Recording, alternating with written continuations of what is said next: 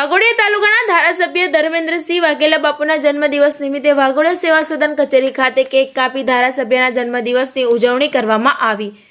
વાઘોડિયા તાલુકાના ધારાસભ્ય શ્રી મહેન્દ્રસિંહ વાઘેલા બાપુના જન્મદિવસ નિમિત્તે તેઓ દ્વારા આજ રોજ દિવસ દરમિયાન પુણ્યદાન તેમજ લોક ઉપયોગી જેવા જુદા જુદા કાર્યક્રમોનું આયોજન કરવામાં આવ્યું હતું। સૌપ્રથમ ફતેગંજ ચોક ખાતે પક્ષીઓને ચાંદ નાખવામાં આવ્યા હતા। ત્યારબાદ કમાટીબાગ ખાતે અંધજનોને ધાબળા તથા ફૂડ વિતરણ કરવામાં આવ્યું। વાઘોડિયાના ગોરજ મુનિ સેવા આશ્રમ ખાતે ભગીનીઓને ભોજન પણ જમાડવામાં આવ્યું। મહાદેવપુરા પ્રાથમિક શાળાના બાળકોને શૈક્ષણિક કીટનું પણ વિતરણ કર્યું હતું। તેમજ વાઘોડિયા કુમાર શાળા ખાતે પહોંચી શાળાના બાળકો સાથે જન્મદિવસની ઉજવણી કરી રસુલાબાદ પાસે આવેલ આપના ઘર ખાતે રહેતા પ્રભુજીઓની મુલાકાત લઈ તેઓને પણ જમણવાર કરાવ્યું હતું। NFS હેઠળ 59 જેટલા રાશન કાર્ડ ધારકોને રાશન કાર્ડ પણ વિતરણ કરવામાં આવ્યા।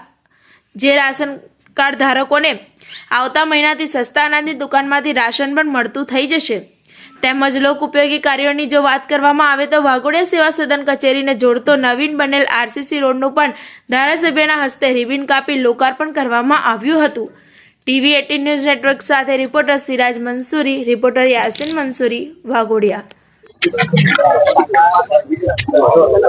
આજે મારા જન્મદિવસની શરૂઆત મારા માતા પિતાના ચરણોમાં વંદન કરીને દત્ત જયંતિના દિવસે દત્ત ભગવાનની પૂજા કરી મહાદેવ સોમનાથ કમાટીબાગ મહાદેવની પૂજા અર્ચના કરીને ત્યાં બ્લાઇન્ડ લોકોનું 200 થી પણ વધારે બ્લાઇન્ડ લોકોને અનાજની કીટ, કંબલ અને ભોજન કરાવીને પક્ષીઓને ચણ નાખીને આજના દિવસની મેં મારી શરૂઆત કરી છે।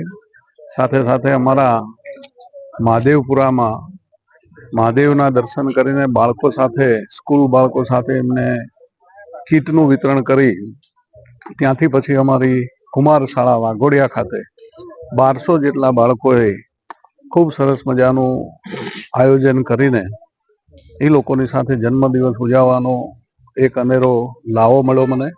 સાથે સાથે અમારા વિસ્તારની અંદર આ મામલતદાર ઓફિસના રોડનું લોકાર્પણ, બીજું ખાતમુહૂર્ત તવરા ખાતે ડબલ ટ્રેકનો રોડ વચ્ચે સ્ટ્રીટ લાઇટ સાથેનો એનું પણ આજે ખાતમુહૂર્ત કરીને આ દિવસ આખો અમે સેવાકીય પ્રવૃત્તિની અંદર દર વર્ષે જે રીતે મનાવતા હોય છે એ રીતે આ વર્ષે પણ મનાયો છે।